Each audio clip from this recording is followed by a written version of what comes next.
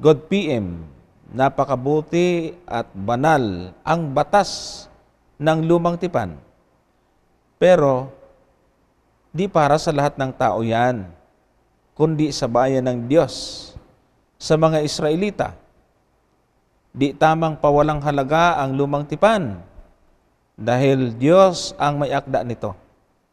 Tama lang matutunan at maalaman natin kung ano at bakit iniutos ng Diyos sa panahon nila Moises at kung ano ang mga naging resulta sa kaganapan nito. Di tamang ibasura at ipalagay na walang kwenta ang lumang tipan at napakalaking kasalanan nun at maituturing na pamumusong. Pero, huwag na tayong pasakop sa batas, biglang kambyo ng pagtutuli ng laman dahil nasa batas tayo ng pananampalataya kay Kristo. Ayan.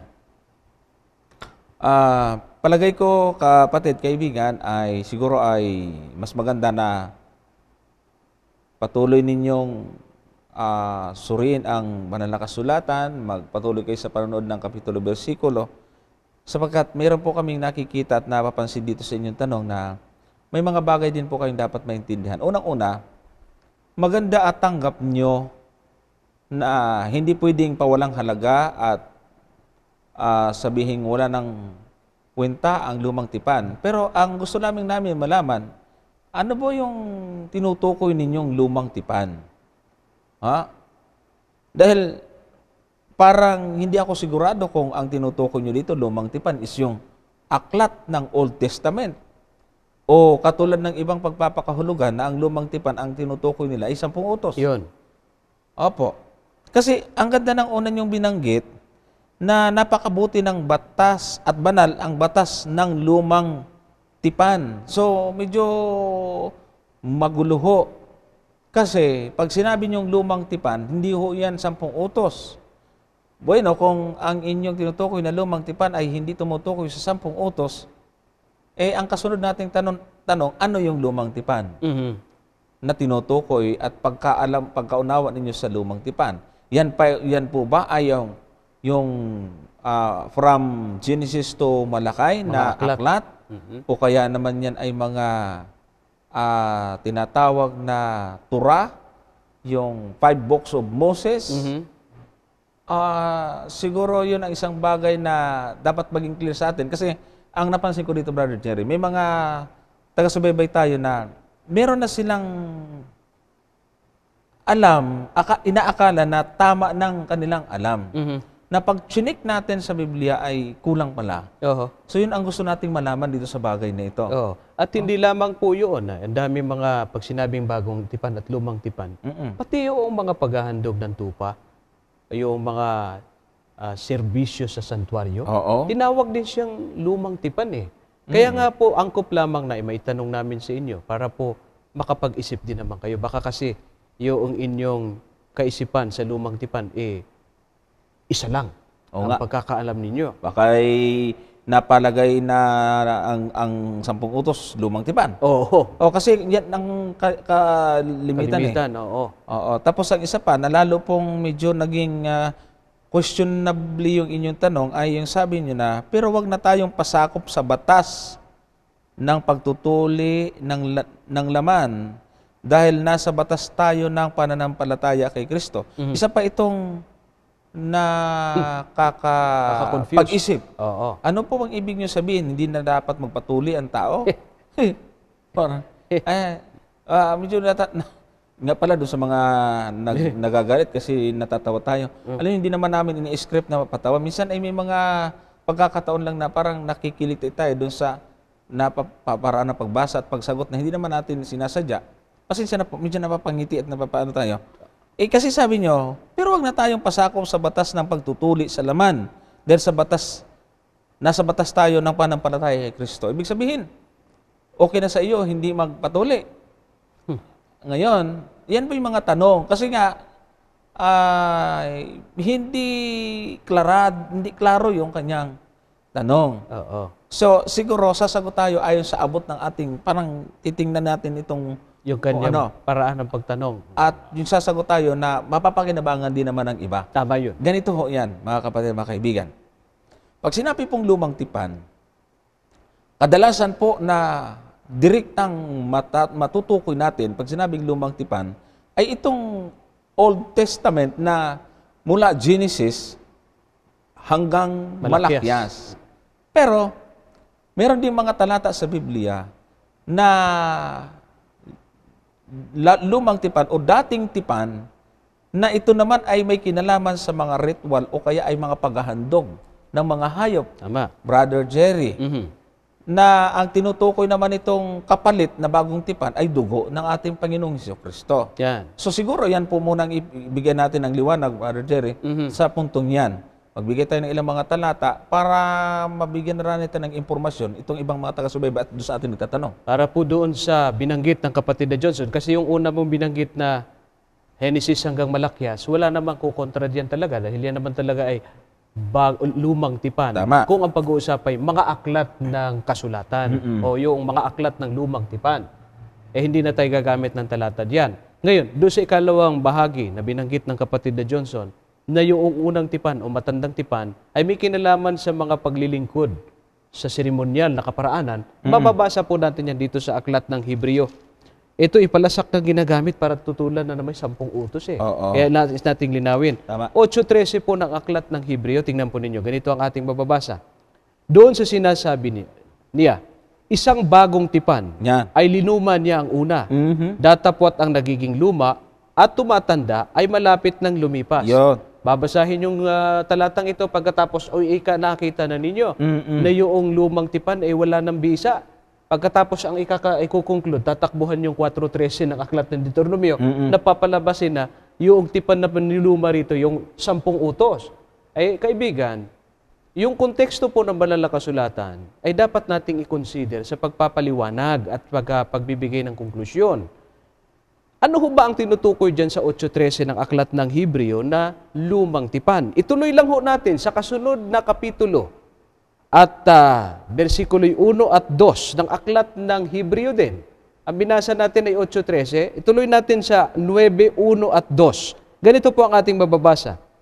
Ngayon, ang unang tipan din ay nagkaroon ng mga palatuntunan ng pagsamba sa Diyos at ng kanyang santuaryo, ang santuaryo ng sanlibutan ito.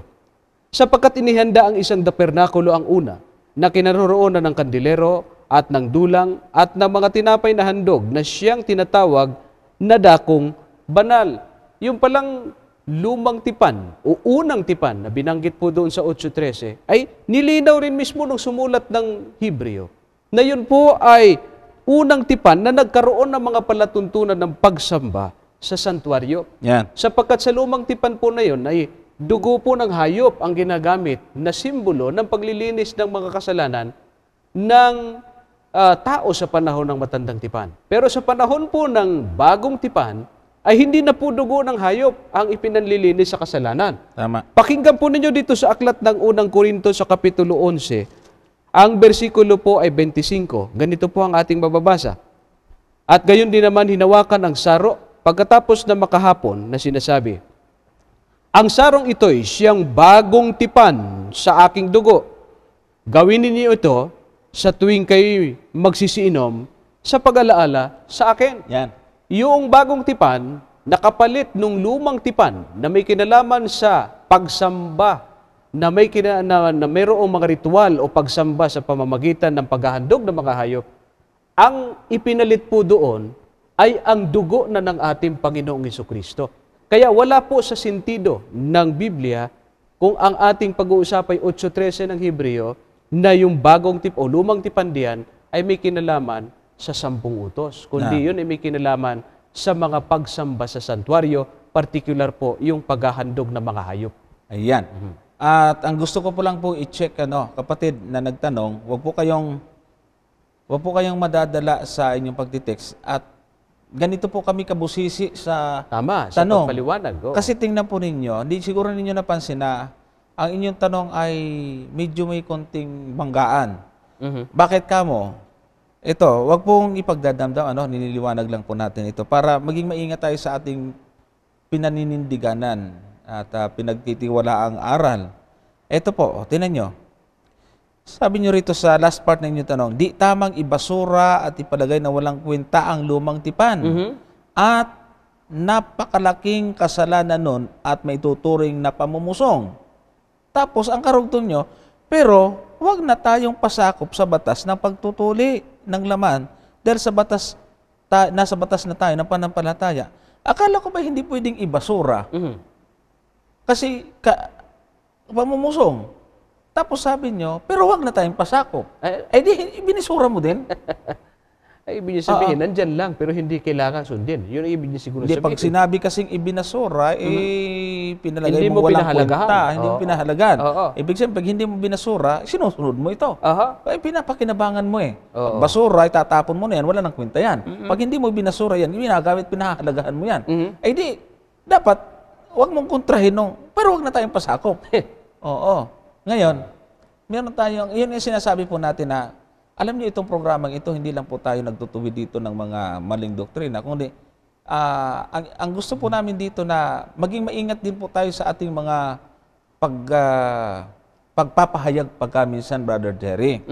Hindi dahil sa nanunupla kami dito, kundi para magkaroon tayo ng kaisipan na, tika, yung itatanong ko ba tama ito, baka mali. So, mag-guide tayo niyan para lalo pa natin pag-aralan ng maingat ang salita ng Diyos. Ngayon, gusto po nating liwanawin ito. Totoo na lahat ng nakatala sa lumang tipan ay wala kang pwedeng ibasura yan. Ay paano mong malalaman ang kasaysayan ng mga tao noong una? O kaya yung paglalang. Tama. Yung mga hero ng panampalataya sa Old Testament. Sila Abraham, sila Enoch, sila kung sino-sino pa, sila Moises na yan. Paano matututunan kung wala yung lumang tipan? So wala pang dapat ibasura dyan. Pagkatapos ay nandyan yung gabay ng Diyos sa kanyang bayan. O paano niya ito iningatan? Ay talagang napakayaman ng aral na makukuha natin dyan sa lumang tipan. Pagdating doon sa pagtutuli, ay hindi natin pwedeng maging basis of or kaya ay tinatawag test of salvation. Yan, token of salvation. Token of salvation. O kaya ay parang hindi ka na maliligtas kapag hindi ka nagpatuli. Pero hindi pwedeng baliwalaan natin yan kasi hygiene yan.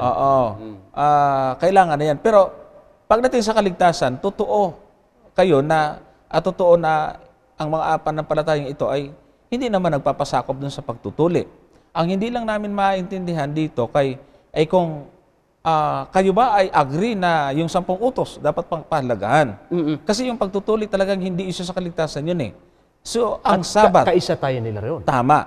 Yung Sabat, yung 10 Commandments, yun ang gusto po namin para may tanong ninyo sa susunod. Ano buho ba yung stand nyo yun? Pero unahan na po namin kayo, bago pa kayo magtanong, yan po ay talagang kung paano paniwala nyo, hindi pwedeng ibasura, dapat talagang sundin yun, yung 10 utos. At huwag tayong tawaging lumang tipan yun. Dahil hindi po yung lumang tipan. At saka, yung talagang moral na kautusan ang tawag dyan. At saka itong ating kaibigan naman nagtatanong, mahilig naman itong mag-analyze din siguro. Kasi siguro. Marunong magtimbang-timbang ng mga statement. Kapatid, subukan nga po ninyong reviewin yung 10 utos. Ito ipayo lang naman sa iyo bago tayo tumalo ng ating konklusyon. Magbasa ho kayo mula, unahin nyo yung unang utos hanggang ika-10. Alin po diyan ang sa tingin ninyo ay dapat walang ibasura o kaya ay hindi na dapat nating sundin? Tama.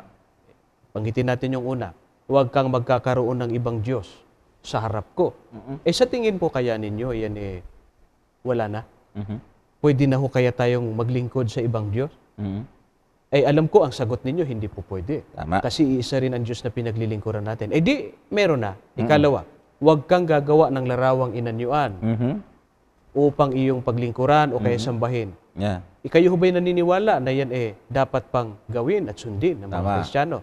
Alam ko pong naniniwala kayo na yun po ay hindi pwedeng mawala.